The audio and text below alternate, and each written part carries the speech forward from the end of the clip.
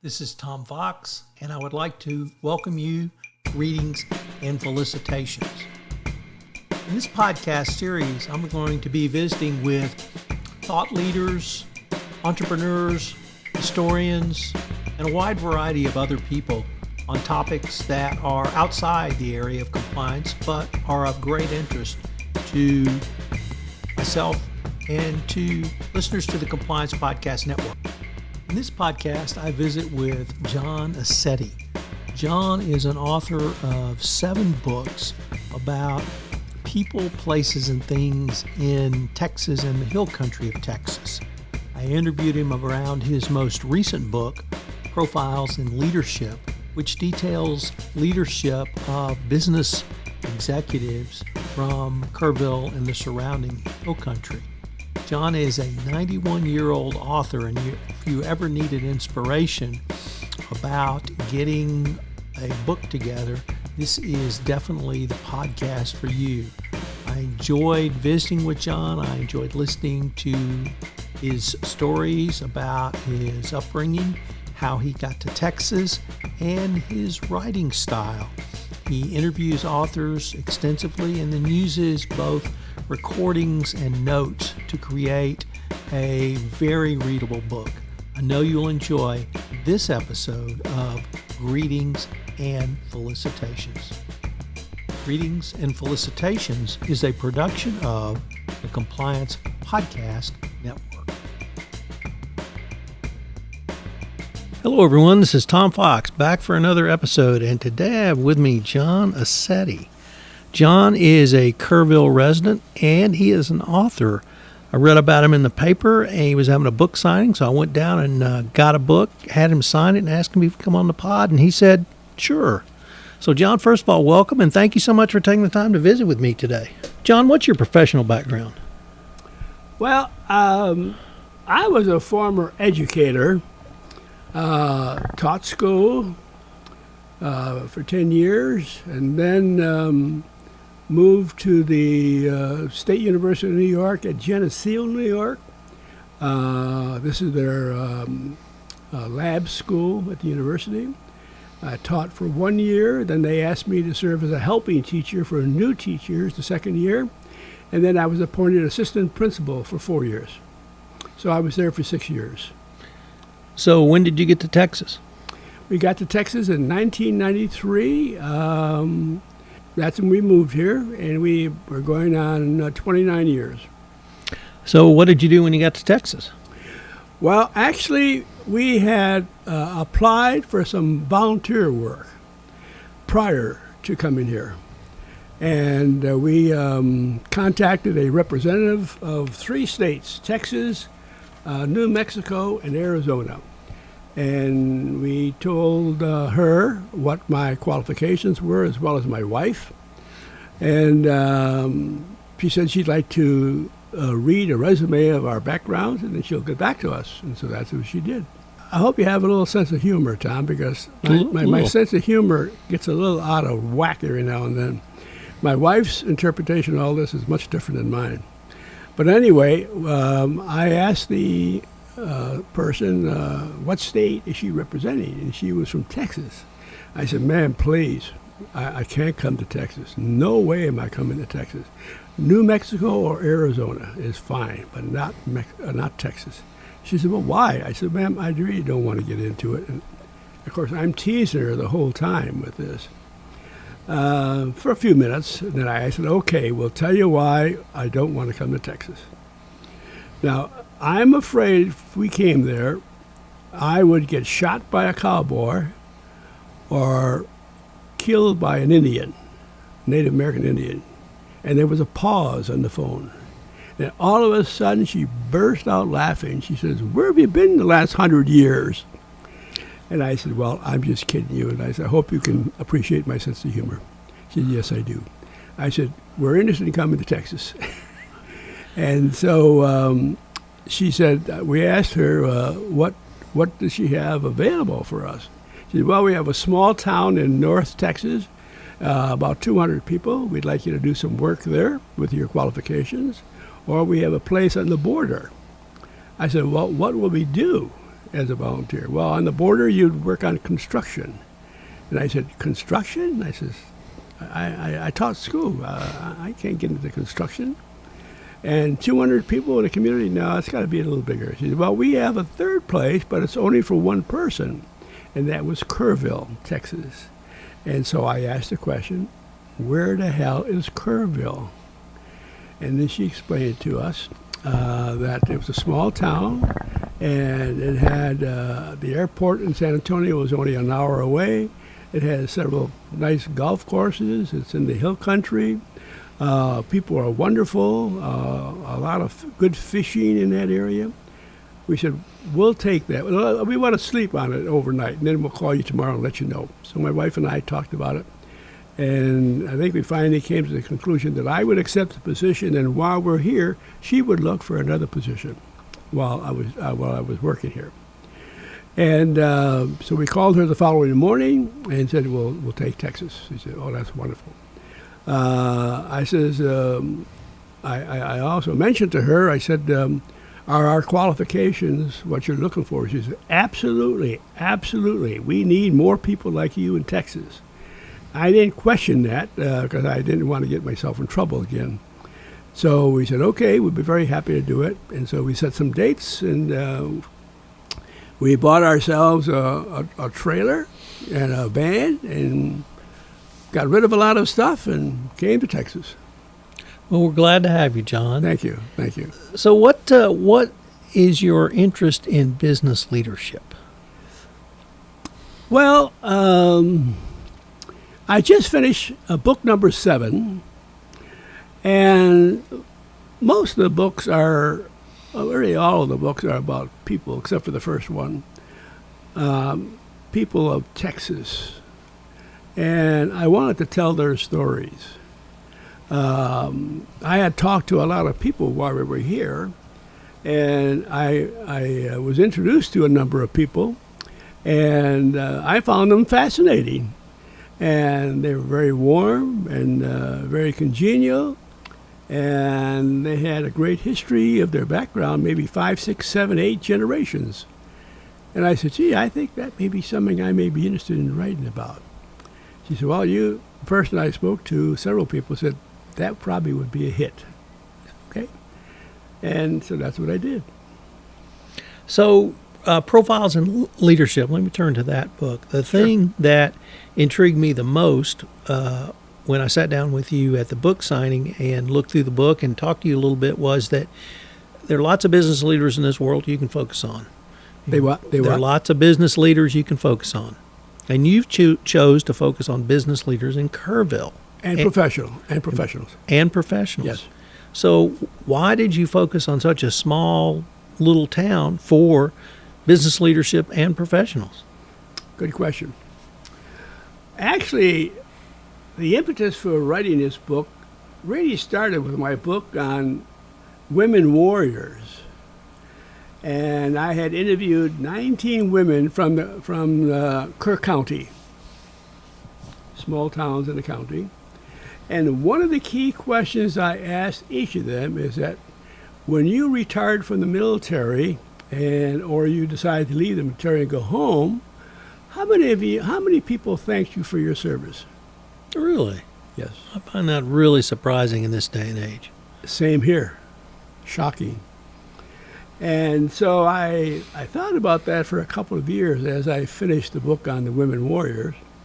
And I said, I would like to write about people who have succeeded in their career fields, whether it's business or profession. I know a lot of them in Rotary Club, various organizations I belong to.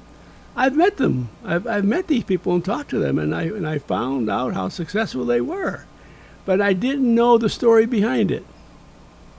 And that's why I selected the business and professional world of people on how they became successful in their career fields. So tell us a little bit about your process. When I met you, you described that a little bit. Did you interview folks? Did you sit down with them and just ask them to tell you their story? How did you go about that part of your process? Okay, that was an extremely important part of the process for me. I made a list of 25 questions specially designed to elicit as much information as I can about each of the personalities I was going to interview. And I interviewed each person.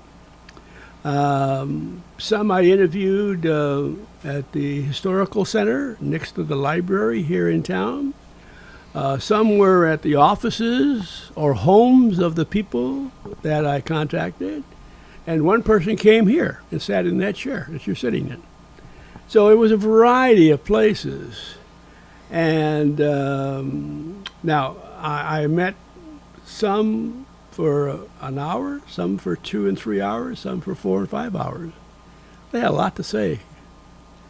And one of the interesting outcomes of all this, and I found extremely difficult to comprehend myself, is how elated they were to be asked to do this.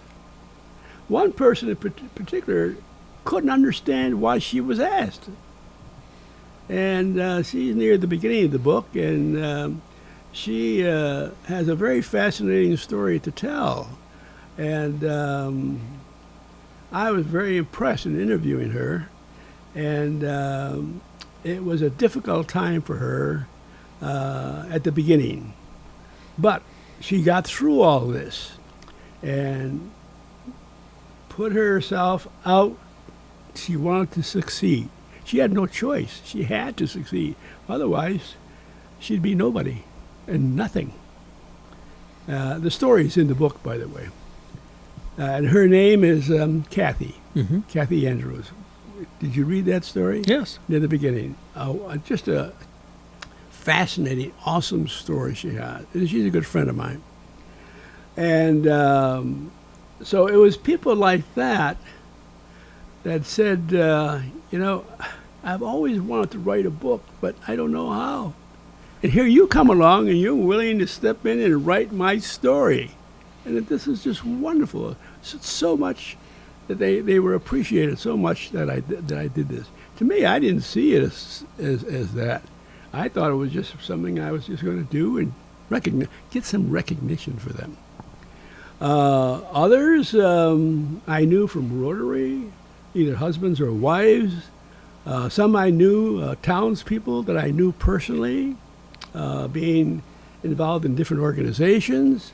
So I ended up with 20 people. However, I had to drop 2. One person had to drop out because her employer said, nope, sorry, we cannot allow you to write any information about our business. And she was very devastated with that. Great story, too. And another person who had a very high position had to go out of town quite a bit and could never finish what I was asking him to do. I would interview them and put it on my computer. I would edit it. Then I would send it to them. They all knew this. Send it to them. It's your personal story. Make any edits that you want to make people know who you are. Make any corrections you want. It's up to you. And then I'll do another correction for editing. And then I had a good friend of mine who has been editing for years. And she made the final edit. And then I made actually the final one after that. So there must have been 5 edits. And now, a few people were a little disturbed that they had to do that, but they came through with flying colors, and they're very pleased with the results. Because it's their story. They know their story better than I do. And I wanted to make sure that all the facts were correct, because the computer sometimes swears at me, and it swears at them too. And you know that. You probably have gone through that 100 times or more. And so everything worked out real well. Some of them I took out to lunch because we didn't have enough time to finish, and they were very receptive to doing that. I had no problem doing that. I thanked them left and right because they were taking time from their schedule to come and meet with me. And then I would spend many, many evenings in this room editing, sometimes at 2, 3, 4 o'clock in the morning. Or I'd go to bed early and I'd wake up about 3 and I'd start editing again. But see, I have a passion for that. I enjoyed that. I didn't mind that at all. And then once I was through, I put it aside, it's completed, and then I had to work through all the others. So that was the process. And then I think you self-published the book. Yes. And then you released it to the community. I met you at a book signing. Have you had other events where you've been able to talk about the book? Yes. In fact, the book was published by Amazon. And in fact, the last 2 books were published by Amazon. And what I did was I had a number of book signings here in town, the entertainment store, the bookstore in the mall, the hometown craft, the restaurant in Hunt, the Hunt store. The Hunt store. There you go. And I have a few more lined up. So that's what I've been doing. So were there 2 or 3 that sort of stood out to you for any reason, or that you particularly enjoyed hearing about? Oh yeah. Well, actually, they were all just fascinating. But the key to the whole thing are these questions. I want to point that out because now, and I did ask the clients if they would like to have a copy of the question. I would love to have a copy to look at it before we interview them. So I emailed this to them. I think maybe 1 or 2 did not ask for it, but I sent this out quite a few times. And some of them even wrote out the information on their own paper just so they remember what they wrote. And so that all turned out real well. I was very, very pleased with that. In fact, I was pleased with all of the people, and they were all very impressive. And the things that I recall is that all of these people had drive. They all had determination. They all had a willingness to share their story, not only successes, but failures too. Because a lot of them had a lot of failures before they succeeded. And that's all in the book. I found it amazing, for example, well, I have the book right here. I'll just quote a few things. But maybe I should also point this out, is that in my introductory section, I had 4 people that were very good friends of mine that I have included in here, not their stories, but I wanted to recognize and give them credit because they were an inspiration to me. And they motivated me to write the book, and they don't even know it. And for example, now, one person was named Patrick Carroll from Bradford, Pennsylvania. And he was in charge of a handicap program with 500 clients from preschool to adults. 500 of them, quite a big staff. And I was on his board of directors, so I found out how he really was. And he was a leader. He was a true leader. Very quiet, very reserved, asked a lot of questions. Good listener, very good listener. That's one of the key points most of them made. Another person was Dr. Bill Fike. He and I were very good friends. We played racquetball for quite a few years. You know what racquetball is? I certainly do. Okay, and I had fun. Another guy is here also. And we did a lot of fishing together, and we also traveled together. And another one was Daniel Leska from Rhode Island. He started off as an assistant administrator at a local hospital up in New York State. And he ended up being, are you ready for this now? President, MD Management Services Incorporated, MW Medical Management Associates, 2 health care consulting companies providing services to physicians, hospitals, and community health centers. They have all succeeded in their careers. Now with Dr. Fike, I remember sitting around in his office every now and then, and Staff and his patients adored him, loved him. He was so patient.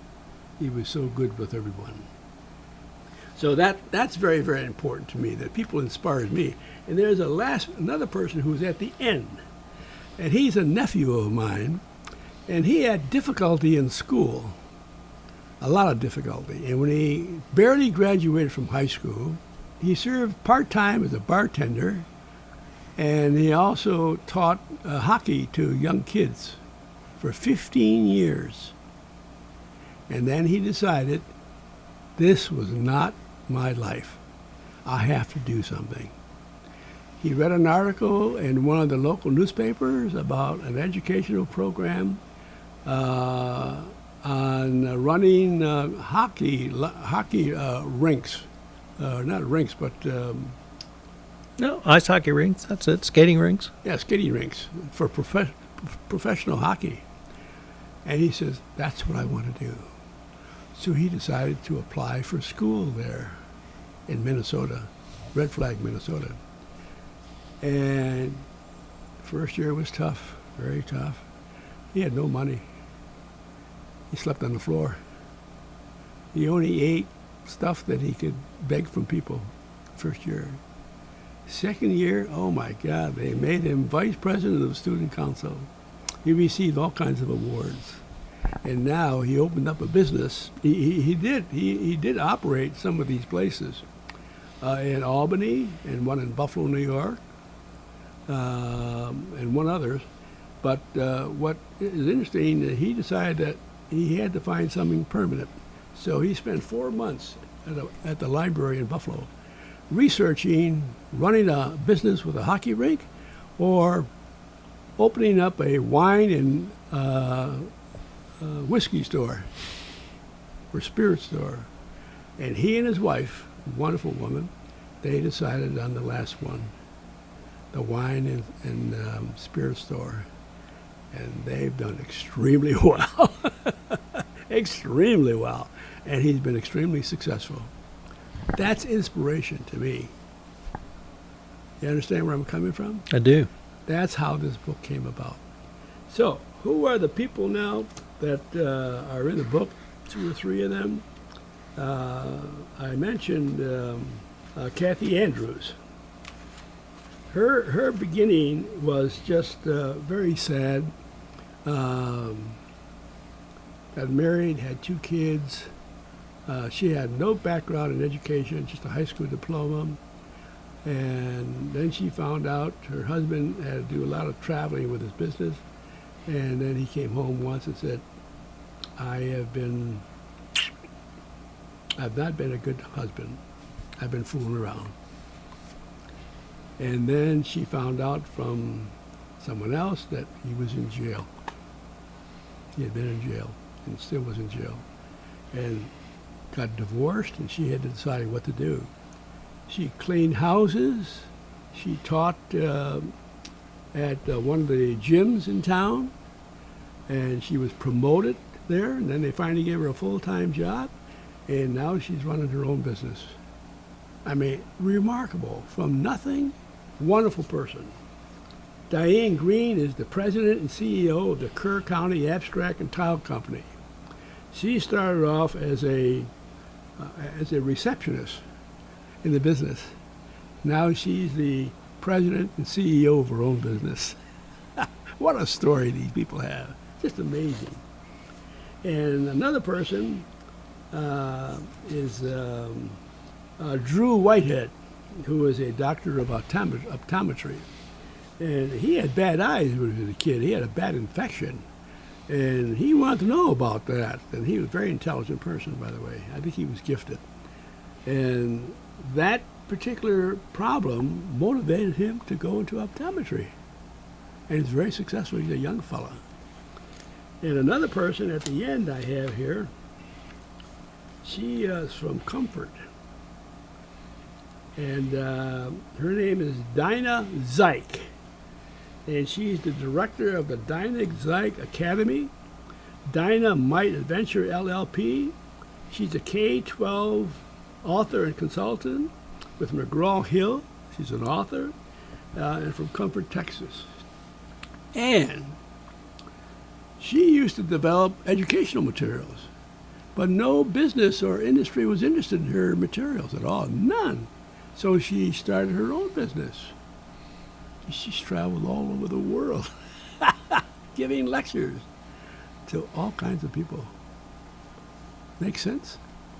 It does. So, my purpose in doing the book is to recognize these people through book form and to speak of them when I go out and give talks. So in doing some research for this podcast, I discovered, as you said, you've written multiple books. You've written books about photography. You've written books about wineries. You wrote a book about women warriors, and now we have profiles in leadership. And the other thing that struck me, in addition to you really telling the stories of Texans, is you are endlessly curious. I don't know if that's why you became a teacher. I don't know if that's in your DNA, but why would you say you are so endlessly curious? Well, let me go back a little bit on this. I was the first person in my family to go to college. My two brothers dropped out of college. My sister just got through high school. I was the only one. My parents had very little education. And so how the heck did I survive that? I almost didn't, but I did. And through friends who were all going to college, and I said, hey, I'm going to college too. I was a musician for about 3 years in high school. I said, well, I'm going to go to the State University of New York at Fredonia. This is Tom Fox again. I hope you've enjoyed this podcast episode. Major in music. My special arrangement with 1 year, AJ and his colleagues at the Lunar Company. I'm going to post episode 1 to Earth Eclipse next week on Greetings and Felicitations. If you enjoy fiction, if you enjoy science fiction, check out the podcast. It's fabulous in all forms, both the writing and production. And I was told that musicians are a dime a dozen. So I changed my curriculum to education, from music to education. And I went in the military for 4 years, because I was still so young, so naive. But I gained a lot of experience. I really matured. I went in as a young, naive boy and came out as a very mature man. And that's when I began doing some critical thinking. What do I want to do with my life? I'm just not going to just do nothing. I've got to succeed. I want to prove to me I can do it. I want to prove to my parents and my brothers and sisters that I have the macho thing to do. I can do this, and I'm going to do it. I have to thank one person who kept me alive, and through his efforts and interests, made me a success, and that was my dad. When I was 16, I said, Dad, I got to get a job someplace and make some money. We had no money. I got to have some money. I said, I want to buy a car and chase girls, like most boys. He smiled at me. He had a third-grade education, but boy, he was, very sharp. He had no choice. And he said, are you serious about this? You want to get a job to chase girls? I said, well, at least get a job to make money so I can buy a car anyway. And he smiled. I said, well, let me think about it. Well, about 3 or 4 days later, he came over and said, do you really want to work? You're young. You're only 16. You should really go to school and not end up like me. He was a laborer. And I said, that's what I want to do. He said, okay, I think I have a job for you. I said, for real? Yeah. He says, tomorrow morning, are you ready? I said, sure, I'm raring to go. So the following morning, we get up and we had to walk 2 miles to where he was working. We didn't have a car. And he said, you see this building which is being built? It's just the frame of the house, of this business. He said, we're going to go inside, Johnny. So we went inside, and there was nothing in there except a huge pile of rocks, almost to the ceiling. He says, see that shovel? Grab that shovel, and I have a shovel here. We have to level this all the way across to make it a floor. I said, no problem, Dad. None. So, 8 hours shoveling stones. I didn't realize it was that tough. All kinds of calluses in my hands. We walked home. I don't know how I got home, but I walked home. And we had 3 steps in our house to get to the kitchen. I got to the first step, and I stopped. I put my hand on my jaw and fell fast asleep. At 9 o'clock, my mother woke me up. Johnny, aren't you going to eat? Mom, I am beat. I'm exhausted. I'm going right to bed. Okay.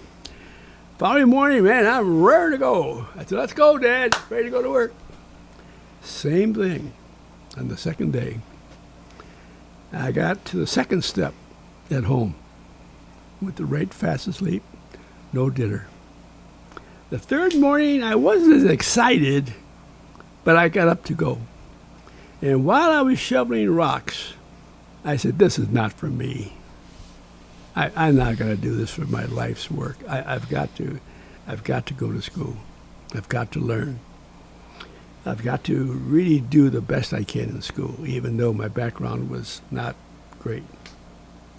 So at noontime, I said, Dad, we're ready to have lunch. My mother bagged the lunch for us. I said, Dad, I have something important to tell you. Yeah, sure, go ahead. I said, I've made a decision. I've decided to go to school, like you recommended. So this is my last day, and I'm leaving now, and I'll go home and make lunch, take lunch and eat it at home. And he gave me a nice smile. And that was my incentive to go to school, study as hard as I can. Now, that's not the end of the story. That's the beginning of the story. Throughout my high school years and my college years, whenever I had difficulty in courses or writing or homework, I would sit back in my chair, and then all of a sudden I would see a cloud. And in that cloud was this big rock pile. And I said, okay, I hear you well. And went back to my work, and things would just flow out of my mind and just do the work well. And that happened throughout my life whenever things got tough. So, John, let's maybe look down the road. Do you have another book in you? And if so, what are you thinking about, or what are you even curious about now? Well, I have several ideas, but I need to explain something to you. I'm 91 years old. My time is short. 91 and a half. But I still have that grit. I still have that determination. The book that I really wanted to do, but I couldn't find people, and that was on disabled veterans. I was only able to find 3 or 4 that were willing to tell their story. The rest were not interested in telling their story. So I said, okay, I respect that. No problem at all. So then I began thinking about what else can I write about? And what I thought was, why not your autobiography? That would be a great book to write, to give to my children, relatives, not interested in selling it any place, but to give it to the family. Because I do have an interesting background of all the things that I've done, but I have to be very careful of some of the things that I've done. I can't spill the beans on everything, but a lot. How I got through. I'll give you a couple of examples. Okay, incident happened when I was in 3rd grade, and it was an incident that almost destroyed me. Almost destroyed me. I asked the teacher if I can go to the bathroom. She said, not right now, but we'll let you go soon, because we're reading right now in 3rd grade. And I really had to go. Oh, man. So she called 3 kids up to the front of the room, and then she called me to go up there too. Well, that was a big mistake to make on her part. And I asked her again, can I go to the bathroom, please? She said, well, why don't we just finish this reading? Each of you are going to do a little reading, then we'll sit down, then you go. I said, okay. Well, I could not hold it. And right in front of the classroom, I peed my pants.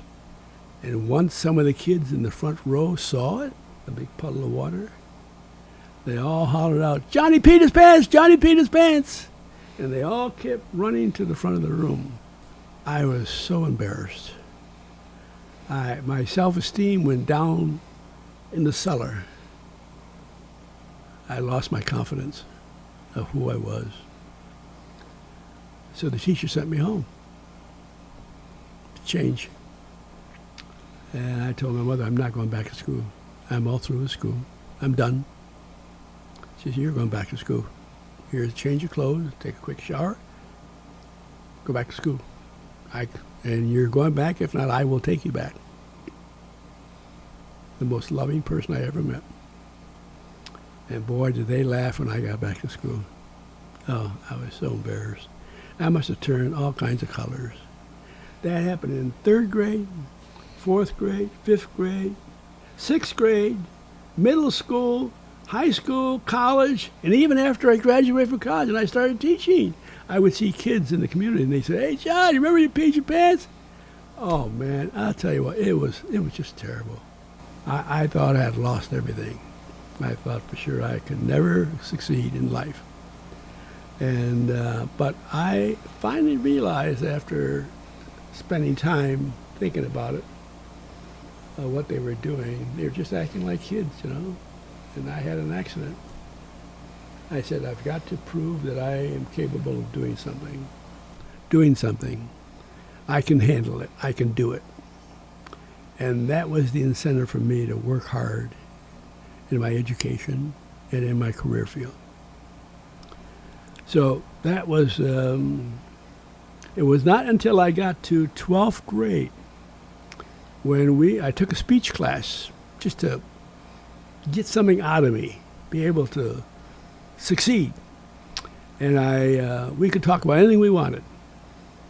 And I was a percussionist. I played drums during those years, and so we had our program out in the auditorium. So I laid out all the percussion instruments we had. We played in band and orchestra, and I talked about each one and played each one and the impact it had on the music. I spoke for most of the class time, and 2 of the kids who were extremely bright and good speakers came up and after, you beat the hell out of me, John, in your talk. You were great. That's all I needed. Someone said I was great. No one before that. Peed your pants, peed your pants, peed your pants. So that was great. And then as I started working, I made sure that whatever I did was done perfectly. Everything I did was done with quality behind it, and always received credit for it.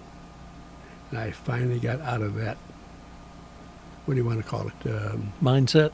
What is it? Mindset. Got out of that mindset and finally went on to succeed in my educational career. And I also, when I joined Rotary Club, I was able to give a lot of talks. I did a lot of traveling abroad with Rotary. I spoke with, in Argentina. We were there for 4 weeks. I led a group of 5 young people, and we all had to give a talk at the end. I did mine in Spanish. I had someone help me in front of 800 people. I had one person, an Argentinian, who come up to me after and was crying. And I said, well, are you okay? Everything okay? Something wrong? Family? He said, no. He said, your talk was so impressive. I really appreciate it. You spoke from the heart. Holy mackerel. I didn't expect that at all. That was a shocker. But that helped me a lot. That means whatever you do it well. Whatever you give a talk, give it your best shot. Work at it. Plan for it. And you'll succeed. And that's what's happened. Well, John, I can't think of a better way to end this podcast. I've been talking with John Aceti, author of Profiles in Leadership. We're going to link to his book in our show notes. I found it to be a very powerful book and, frankly, a lot of fun as well. So I hope our listeners will take a look at it, and I hope we can continue this conversation. This is Tom Fox again. Hope you've enjoyed this episode of Greetings and Felicitations. I will be exploring how authors create, what drives them to write, and why you can take inspiration from their stories about how they put their books or books together. Greetings and Felicitations continues this tradition. Greetings and Felicitations is a production of the Compliance Podcast Network.